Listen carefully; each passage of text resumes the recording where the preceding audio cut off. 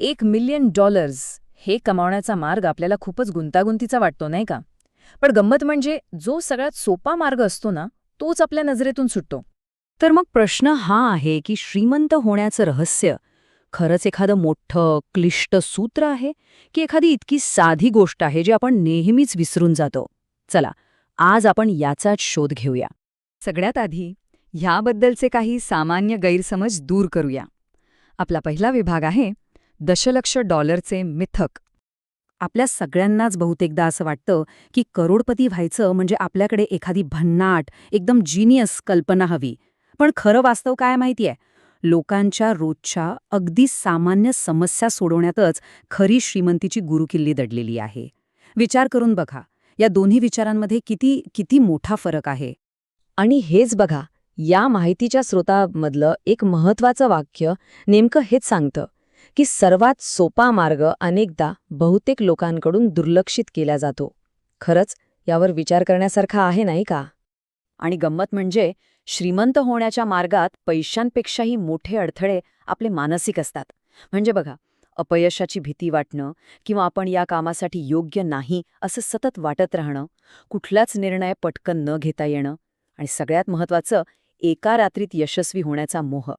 बरं, मग ह्या मानसिक अडथळ्यांवर मात कशी करायची आणि श्रीमंतीचे सोपे मार्ग कोणते आहेत? चला, आता तेच बघूया. आपला पुढचा विभाग आहे संपत्तीचे सोपे मार्ग. इथे 5 असे मार्ग आहेत जे खूप प्रभावी आहेत पण आपल्या लक्षात येत नाहीत. पहिला म्हणजे लोकांच्या अगदी सामान्य गरजा ओळखून त्या पूर्ण करणं. उदाहरणार्थ कार वॉश किंवा स्टोरेजची सुविधा. दुसरा मार्ग आहे जे लोक निवृत्त होत आहेत त्यांच्याकडून त्यांचा चालता बोलता फायदेशीर व्यवसाय विकत घेणं. तिसरं, विशिष्ट प्रकारच्या लोकांसाठी ऑनलाईन कोर्सेस किंवा काही टूल्स तयार करणं. चौथा, तज्ज्ञ, गुंतवणूकदार आणि ग्राहक यांना जोडणारा दुवा बनणं. आणि पाचवा, परवाना आणि फ्रँचायझीसारख्या सिद्ध मॉडेल्सचा वापर करून आपला धोका कमी करणं. ह्या सगळ्याच्या मागे एक खूप इंटरेस्टिंग संकल्पना आहे. तिला म्हणतात बाजारातील अकार्यक्षमता. आता याचा सोपा अर्थ काय? तर बाजारात अशी एखादी जागा शोधणं जिथे ग्राहकांच्या गरजा नीट पूर्ण होत नाही किंवा जिथे एखाद्या वस्तूची किंमत आणि तिचा खर्च यात खूप मोठं अंतर आहे. इथेच खरी संधी दडलेली असते. कधीकधी तर फक्त चांगली ग्राहक सेवा देऊन सुद्धा प्रचंड संपत्ती निर्माण करता येते. इतकीही साधी गोष्ट आहे. पण आता एक मोठा प्रश्न, जर सुरुवात करण्यासाठी आपल्याकडे काहीच भांडवल नसेल तर काय? घाबरू नका, त्यावरही उपाय आहे. चला, आता याचबद्दल बोलूया. आपला पुढचा विभाग आहे शून्यापासून दशलक्षापर्यंतचा प्रवास. अगदी बरोबर. सुरुवात शून्यापासून. कारण ह्या प्रवासात आपलं खरं भांडवल पैसा नाहीये, तर आपला वेळ, आपली कौशल्य आणि आपली जिद्द हेच आपलं सगळ्यात मोठं भांडवल आहे.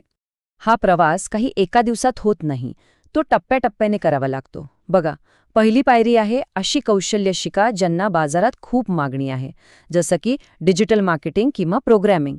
मग दुसरी पायरी, जे काही कमावलंय त्यातून बचत करा आणि प्रत्येक वाचवलेला पैसा पुन्हा गुंतवा. तिसरी पायरी, आपला नेटवर्क वाढवा. मार्गदर्शक, भागीदार आणि संधी शोधण्यासाठी लोकांशी संबंध निर्माण करा. आणि चौथी आणि सगळ्यात महत्त्वाची पायरी म्हणजे अशी एक सिस्टम तयार करा की तुमच्या सततच्या सहभागाशिवायही काम व्यवस्थित चालेल. आणि या मार्गाची खरी ताकद काय माहितीये? ती ही आहे की हा मार्ग तुम्हाला फक्त पैसा नाही देत, तर दीर्घकाळ यशस्वी होण्यासाठी जी कौशल्य, मानसिकता आणि लवचिकता लागते ना, ती विकसित करायला भाग पाडतो. ही एक प्रकारे आयुष्याची तालीमच आहे, जी तुम्हाला भविष्यासाठी मजबूत बनवते. ठीक आहे. मग आता हे सगळं प्रत्यक्षात कसं आणायचं? चला, आता या सगळ्याच्या शेवटच्या आणि सगळ्यात महत्त्वाच्या भागाकडे वळूया. आपला शेवटचा विभाग आहे तुमची कार्ययोजना. ह्या तक्त्याकडे एकदा नजर टाकूया म्हणजे आपल्या अपेक्षा स्पष्ट होतील. आता बघा, क्रिप्टो किंवा स्टार्टअप्ससारखे जे हाय रिस्क मार्ग आहेत, तिथे कदाचित 6 ते 12 महिन्यात यश मिळेल, पण त्यासाठी भांडवलही खूप जास्त लागतं. दुसरीकडे ई-कॉमर्ससारखा व्यवसाय वाढायला साधारण 1 ते 2 वर्ष लागतात आणि नोकरीसोबत गुंतवणूक करण्यासारखा जो पद्धतशीर मार्ग आहे, त्याला 5 किंवा त्याहून अधिक वर्ष लागू शकतात. आणि हो, आपला हा प्रवास अजून वेगवान करण्यासाठी काही गोष्टी नक्कीच मदत करतात. जसं की आपलं नेटवर्क. जितके मजबूत संबंध तितक्या जास्त संधी.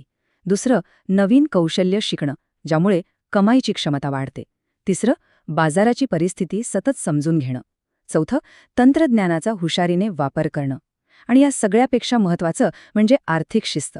एक गोष्ट नेहमी लक्षात ठेवा, कमावलेला नफा पुन्हा गुंतवल्यानंच संपत्ती वेगाने वाढते. तर मग हे सगळं ऐकल्यानंतर आता विचार करण्यासाठी एकच प्रश्न उरतो. आपल्या आजूबाजूला, आपल्या रोजच्या जीवनात अशी कोणती सोपी समस्या आहे जी सोडवली जाऊ शकते?